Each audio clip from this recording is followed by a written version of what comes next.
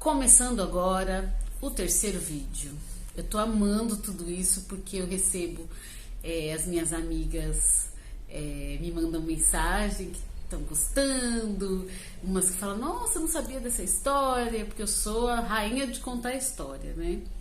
E essas histórias são aquelas assim que eu guardei bem lá pra mim mesmo e justamente por isso que eu resolvi fazer o canal, justamente pra eu ter um registro e eu não ficar jogando essas histórias lá pra baixo do baú, né? Enfim, já contei lá no primeiro vídeo porque que eu fiz o canal. Então hoje estamos no terceiro vídeo, que vai ser já a sequência do primeiro, na verdade, porque eu fiz o primeiro, aí eu voltei um pouquinho e agora eu vou dar a sequência aqui. Então eu tô entrando, eu tô entre os meus 28 para 29 anos, que é um momento em seguida de quando a minha mãe faleceu, e que eu tava muito triste, muito perdida, muito assim, consolidando a minha conexão com Deus. Então eu já tinha tido aquela primeira experiência com Deus lá atrás, né? Do momento do orgulho lá, que eu vi que ele estava comigo. Depois eu tive essa coisa com Nossa Senhora, que também ela veio para mostrar que estava comigo, né, no momento da minha mãe. E aí eu segui ali rezando o terço e naquela conexão. Só que na prática, no dia a dia, acaba que quando eu lembrava da minha mãe, aí sim, quando eu tava triste por conta da minha mãe, com certeza, automaticamente eu lembrava de Nossa Senhora, e aí eu falava, ai mãe, né, tal, me ajuda, e aquela coisa, e eu era acolhida ali por Nossa Senhora. Só que no dia a dia, né, no trabalho, minha vida era uma loucura, eu trabalhava em hotel nessa época, então, nossa, era uma loucura total. E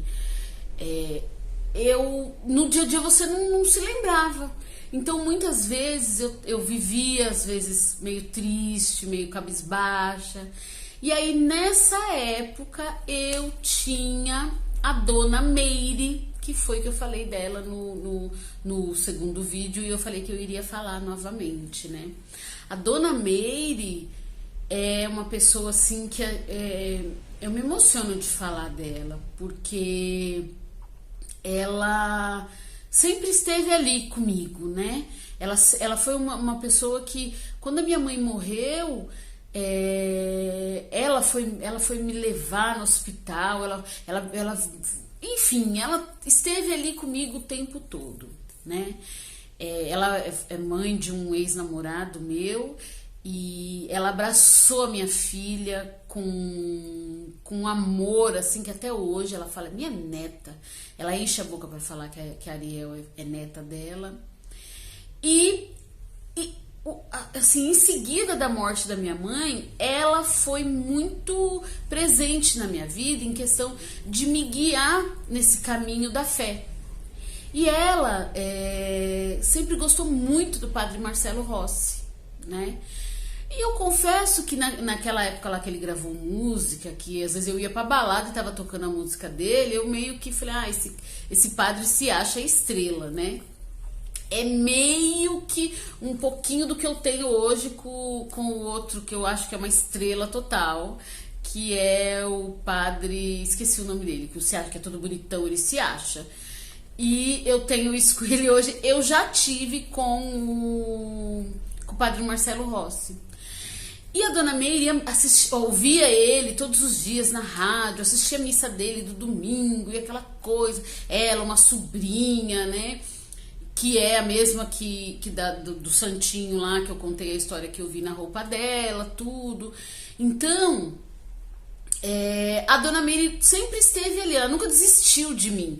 Por mais que às vezes eu nem desse muita atenção, ou que eu eu me esquecia, ela estava sempre ali para me relembrar, né? Então, ela lá no momento das 10 da manhã que ela ia assistir, que ela ia ouvir a missa do Padre Marcelo, a missa, não era missa, o programa dele, né?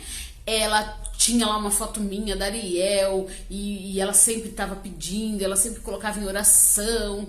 Então, a dona Meire sempre foi muito um exemplo para mim dessa questão da fé. E aí ela insistiu para eu ir com ela no santuário lá em Santo Amaro, né, para ir acompanhar, assistir uma missa do padre e tudo. E aos domingos tinha que acordar cedo. Então eu falei, não sei e tal. E ela falou, tem de... Eu não lembro, acho que era quinta-feira, né, a missa.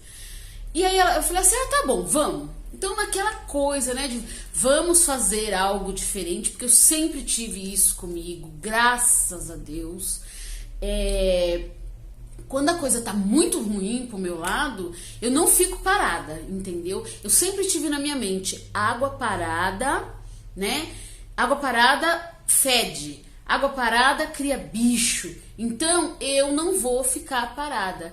Eu não vou ficar só reclamando. O que eu posso fazer para melhorar essa situação? Então vamos tentar. E eu tentei aqui, não deu aqui, vou ali, vou aqui. Eu sempre tô fazendo, eu sempre tô buscando alguma coisa. Isso eu tenho orgulho de mim por conta disso. Eu sempre tô tentando o diferente, né? Para sair daquela mesmice. E aí, tá. Falei, quer saber? A dona Meire me insiste tanto pra eu ir, né? Eu vou.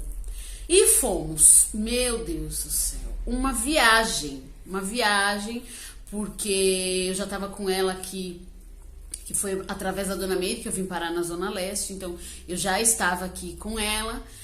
Passei uma temporada na casa dela antes de achar o apartamento enfim, né? Antes de me mudar pra minha casa, eu fiquei uma temporada na casa dela. E aí, nós saímos aqui da Zona Leste, então pegamos uma lotação até o metrô até a Barra Funda. Na Barra Funda pegamos um trem até uma estação lá, que depois pegamos um outro trem que, tipo, foi lá do próximo ali, passando um pouco da Lapa, até, meio que, esqueci o nome do lugar, enfim... Lá depois da Lapa, Pirituba ali, até a Zona Sul, até o extremo lá da Zona Sul, lá próximo do Shopping SP Market. Cheguei cansada, né? E eu não me lembro se nessa época, eu acho que eu não lembro se eu tava de folga, eu não me lembro. Eu só sei que chegamos lá. E eu, nossa, me sentindo a cansada das cansadas, né? Tá, chegamos, aí tinha uma feirinha lá, o povo vendendo churrasquinho, vendendo um monte de coisa de santinho e tudo. Aí, né, fiquei encantada com aquela coisa, porque nessa época eu tava, Nossa Senhora total, né? E aí já foi e tal. E aí entramos e ela falou, a gente não pode ir muito tarde, porque tem que pegar lugar. E acabou que a hora que a gente chegou, era umas 5 e pouco, 6 horas da tarde, já não tinha lugar. Lotado. E aí acabou que a gente ficou lá, pra lá e pra cá. E daqui a pouco o negócio começou a lotar, porque se eu não me engano, eu não me lembro se começava às 7h30 ou 8 da noite, uma coisa assim. E começou a lotar. E quando eu me dei conta, tinham inúmeras pessoas com mochila, com sacola, assim, com bolsa, e gente mais arrumadinho, assim. E aí eu olhei aquilo e falei, meu Deus, as pessoas saem do trabalho e vêm pra cá. E aí, ao mesmo tempo também eu vi que tinham muitos jovens. E aí eu percebi que tinham muitos jovens que saíam do trabalho e iam direto pra lá. E aí eu fiquei encantada, eu falei assim, peraí, então o negócio aqui é bom mesmo, porque... se esse pessoal tá saindo do trabalho e vindo pra cá, né, deve ser bom. E aí foi, começou, o padre veio, aquele jeitinho, né, e tal. E ele começou a falar, né, uma missa normal, daqui a pouco ele tava lá falando de como a gente tem que conversar com Deus, né? Como a gente tem que pedir para Deus nos momentos que nós estamos em desespero. E ali, quando ele começou a falar, eu falei, nossa, ele tá falando comigo, né? Porque eu tinha aquela trava de pedir as coisas para Deus, porque eu achava que Deus tinha que dar atenção só para quem tava, né, doente, desesperado, com coisa muito grave, né? E aí ele começou a falar, ele falou assim, Deus, ele está do nosso ladinho o tempo todo. Então, se você tá triste, se você tá com o pior dos problemas, se você tá chorando, desesperado, Deus muitas vezes ele tá do seu lado, chorando junto com você. E aí naquele momento eu falei assim, tá, mas Deus vai ficar chorando comigo? Que conversa é essa, né? E aí o padre em seguida, foi como se a gente estivesse num diálogo.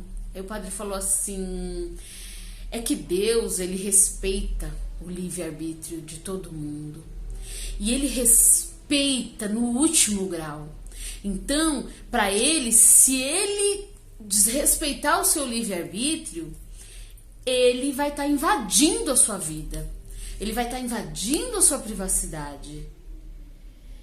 Então, ele chora junto com você, ele sofre junto com você. Mas enquanto você não pedir, ele não vai entrar na sua vida.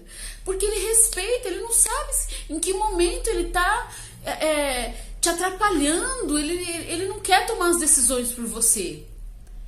Então ele te ama num grau que ele fica ali do seu lado, sofrendo em carne viva. Mas ele não vai se abusar e entrar na sua vida.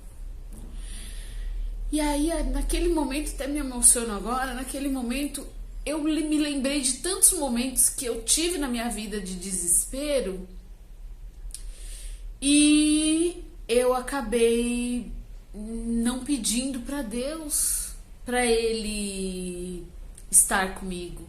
Eu não pedi para ele me ajudar, eu não pedi nada, né? E aí, a partir dali, caiu a ficha total. E foi a partir desse momento que eu criei a orientação que eu uso hoje para quem passa em atendimento comigo, né? Que eu sempre falo, Deus, ele na verdade ele tá dentro da gente, né? Dentro da palavra Deus, dentro dela, isso eu li num livro, Viver com Fé, da Cissa Guimarães, que na verdade ela estava entrevistando uma senhora e essa senhora ela falou assim, dentro da palavra Deus só tem 2 vogais, E e U, e essas vogais já tá o que tem dentro de mim, né? Então Deus, ele tá dentro de mim. E aí eu sempre digo, né? Eu sempre oriento as pessoas, crie intimidade com Deus. Não crie, não suba muros, não crie obstáculos para você chegar até Deus, né? Ele tá dentro de você, ele tá dentro da gente e ao mesmo tempo ele não invade o nosso livre-arbítrio. Então, se você tem intimidade com alguém, você chega na casa dessa pessoa, você abre a geladeira, você tem intimidade pra ligar a hora que for, porque você sabe que a pessoa não vai ficar puta com você porque você tá ligando, né, em certos horários. Você tem intimidade pra falar besteira, você tem intimidade, né, pra chamar de cachorra, de cachorro. Enfim, quando você tem intimidade com alguém, aquela pessoa é aberto, uma porta aberta para você. Você entra e sai a hora que for, né? E por conta disso, desse dia que eu fui no padre Marcelo Rossi, através da dona Meire, eu tenho muito forte para mim que a gente tem sim que criar intimidade com Deus, de pedir, de conversar. Às vezes, essa intimidade que você cria com ele, você nem precisa pedir. Ele entra, ele vai estar constantemente na sua vida, né? Isso você tem que reforçar sempre, né? Porque senão, daqui a pouco ele já vai falar, opa, nem não tô com tanta intimidade por agora, então já vou começar a esperar o momento que ela me pedir, que ele me pedir para eu poder entrar na vida dele ou dela. Então, por isso eu sempre falo, né, da mesma maneira que amanhece e anoitece, nunca teve um dia que o universo, Deus falou assim: ai, gente, tô com uma preguicinha, não vou amanhecer por uma semana, não. Deixa eu tirar uma semaninha de férias, não vou amanhecer, vai ficar noite aí, ó, uma semana. Não existe isso. E isso a gente tem com a nossa conversa com Deus, com as nossas orações, né? Com a nossa espiritualidade. A gente tem isso, né? Que fala, eu já tô com preguiça, não vou rezar, não. Eu já tô com preguiça, obrigada, Deus. Né? Enfim. Então, assim, a gente acaba se perdendo. Quando você vê, o tempo passou e aquilo, né? A gente se perde.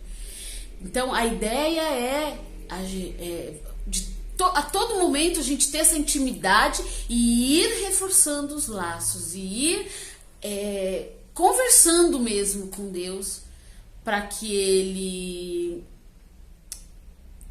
saiba que a gente precisa dele o tempo todo na nossa vida, e que Ele tenha essa certeza de que não só do nosso ladinho, mas Ele tem que estar com a gente o tempo todo, reforçando aqui, ó, todos os dias, aqui internamente, esse eu interior que me conecta com a minha divindade, como se acendesse uma luz aqui e eu virasse essa luz fosse uma estrela, e que Deus possa me ver de onde Ele estiver, como uma estrela no universo.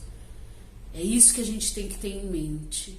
E isso eu agradeço, né, muito a Dona Meire e ao Padre Marcelo Rossi, que obviamente ao longo do tempo eu consegui ir voltando e ir fazendo essa conexão. E hoje muitas pessoas que eu já atendi e orientei em relação à conexão com a fé baseado nessa história que eu tô contando hoje. E é isso. Eu tô amando esses vídeos, e espero que, se uma pessoa toda semana veja esses vídeos, já ajude, pra mim já valeu. E ao mesmo tempo eu vou estar sempre ali de olho nesses vídeos e sempre me relembrando o quão abençoada eu sou. É isso. A paz do eu.